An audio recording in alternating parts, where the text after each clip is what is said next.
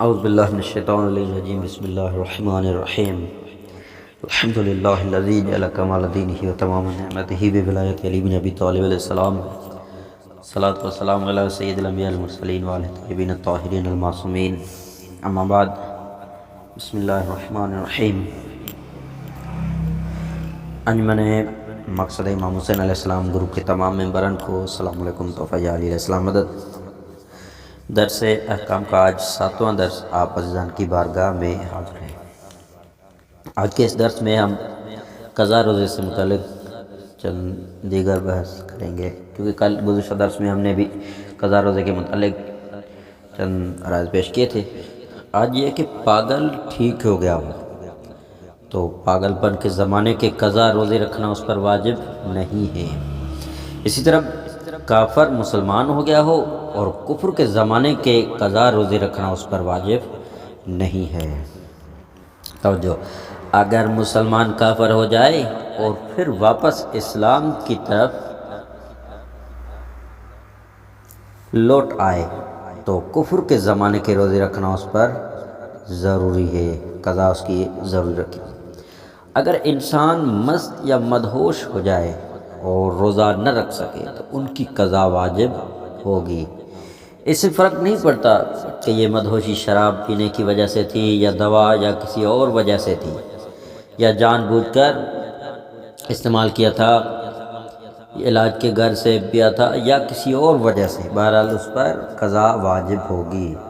صرف کافر اور مسلمان کے بارے میں ہے کہ کافر ٹھیک یعنی مسلمان ہو گیا ہو اس پر زمانے کفر کے روزے قضا واجب نہیں ہے، اور یہ پاگل جو ہے وہ ٹھیک ہو گیا ہو تو اس پر زمانے پاگل پن کے جو روزے قضا نہیں ہے۔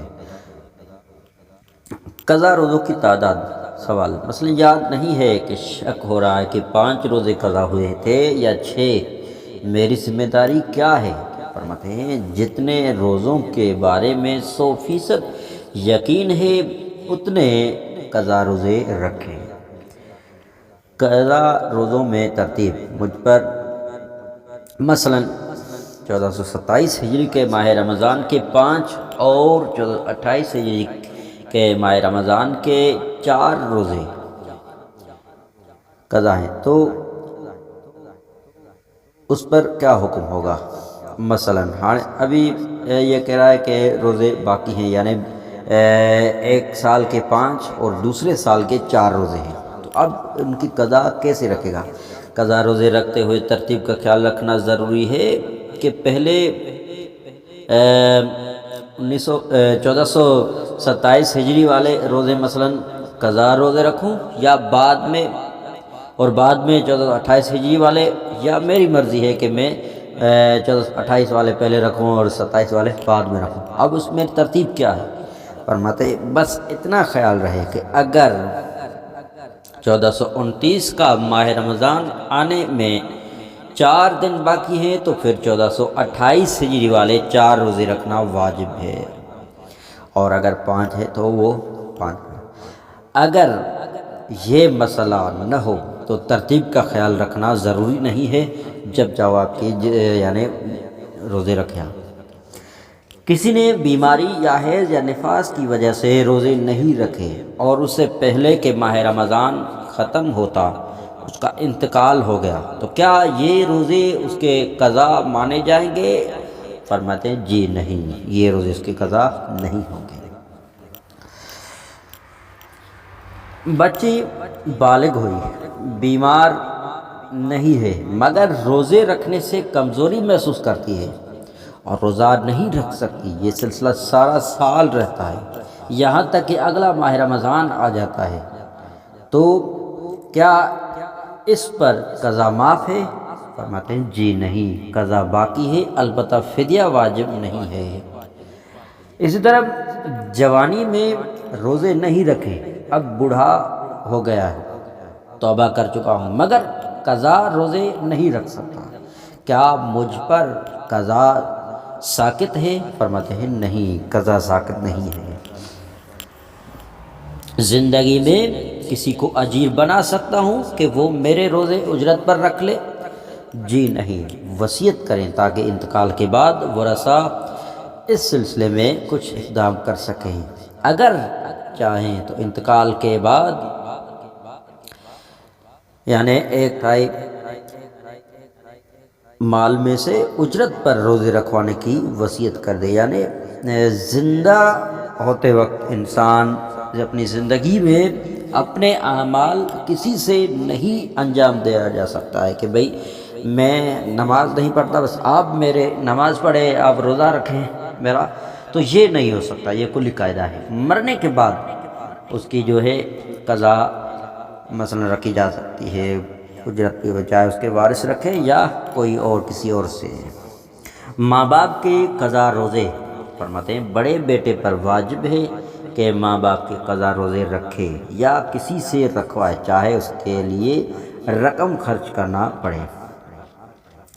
بڑے بیٹے سے مراد یعنی ماں باپ کے انتقال کے موقع پر زندہ بیٹوں میں سے جو سب سے بڑا ہے وہ مراد ہے، اور یہ سب سے بڑا ہونے کے باوجود ممکن ہے اس بھائی سے چھوٹا ہو جس کا انتقال ہو ماں باپ کی زندگی میں ہی ہو گیا تھا، تو بیٹیوں پر کوئی ذمہ داری صورت میں نہیں ہوگی۔ اس طرح ماں یا باپ کہ جن قضا روزوں کا یقین ہے بس وہی بڑے بیٹے پر واجب ہوں گے، جن کے بارے میں اسے یقین ہے کہ بس اتنے تعداد میں قضا روزے چھوٹے ہوں گے تو ان پر ان کی جو ہے قضا واجب ہے۔ جن کے بارے میں شک ہے وہ واجب نہیں ہے۔ اسی طرح اگر بڑا بیٹا ان قضا روزوں کو نہ رکھے یا رکھنے سے پہلے ہی انتقال کر جائے تو دوسرے بیٹے کی کوئی ذمہ داری نہیں ہے۔ اس طرح سوال، میں بڑا بیٹا ہوں، مجھ پر اپنے بھی قضا روزے ہیں اور مرحوم والد صاحب کے بھی ہیں، تو کون سے روزے میں پہلے رکھوں؟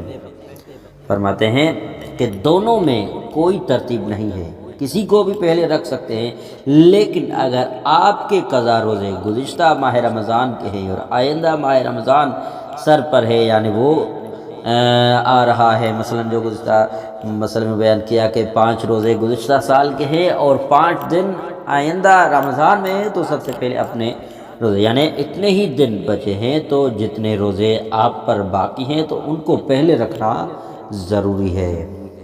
مسافر کے روزے، شرائط مکمل ہوں تو مسافر کے لیے 4 رکعتی نمازیں یعنی ظہر، عصر، عشاء یہ 2 رکعتی ہو جاتی ہے، اور روزہ رکھنا حرام ہو جاتا ہے جو بعد میں قضا روزوں کو ادا کرنا واجب ہوتا ہے۔ نوٹ، ان شرائط کی تفصیل جاننے کے لیے جو اپنے مرجع کی توضیح کی طرف رجوع کرے۔ چند نکات، ماہ رمضان میں سفر کرنا حرام نہیں ہے، لیکن روزے سے بچنے کے لیے سفر کرنا مکروہ ہے۔ اس طرح ماہ رمضان میں مسافر اور اسی طرح ہر اس شخص کے لیے جو روزہ نہیں رکھ سکتا ان کے لیے پیٹ بھر کر کھانا اور جمع کرنا مکروہ ہے۔ اگر روزے دار ظہر کے بعد سفر کرے تو اس دن کا روزہ مکمل کرنا واجب ہے، یعنی زوال کے بعد جب یہ سفر کر رہا ہے تو اس کا روزہ پورا کرے گا، جب بھی اذان آئے گی تب یہ افطار کرے گا۔ اگر ظہر سے پہلے سفر کرے تو روزہ باطل ہے، اس سے فرق نہیں پڑتا کہ ارادہ رات سے تھا یا نہیں۔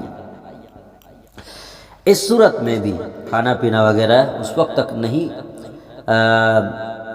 کر سکتا جب تک حد ترخص تک نہ پہنچے۔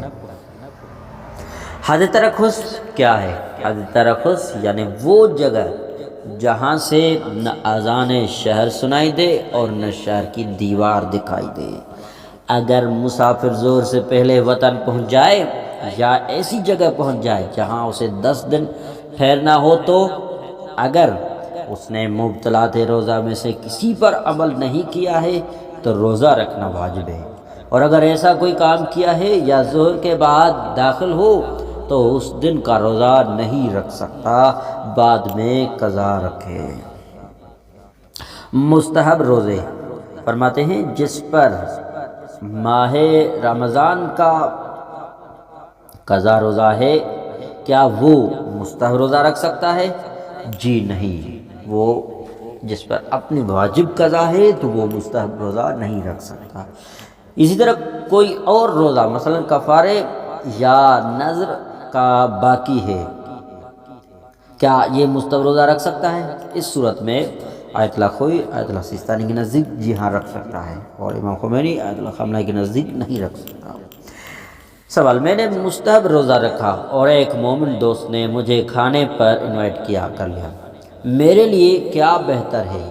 فرماتے ہیں دعوت قبول کر کے روزہ توڑ دینا یا روزہ یا مکمل کرنا بہتر ہے، یعنی کیا میری ذمہ داری ہے؟ میں نے مستحب روزہ رکھا ہے، کسی نے دعوت پر بلا لیا تو میرے اوپر کیا ذمہ داری ہے؟ فرماتے ہیں دعوت قبول کر کے مستحب روزہ توڑ دینے میں زیادہ ثواب ہے۔ بیوی شوہر کی اجازت کے بغیر مستحب روزہ رکھ سکتی ہے؟ جی نہیں، یعنی بیوی اپنے شوہر کی اجازت کے بغیر مستحب روزہ نہیں رکھ سکتی۔ والسلام علیکم ورحمۃ اللہ وبرکاتہ۔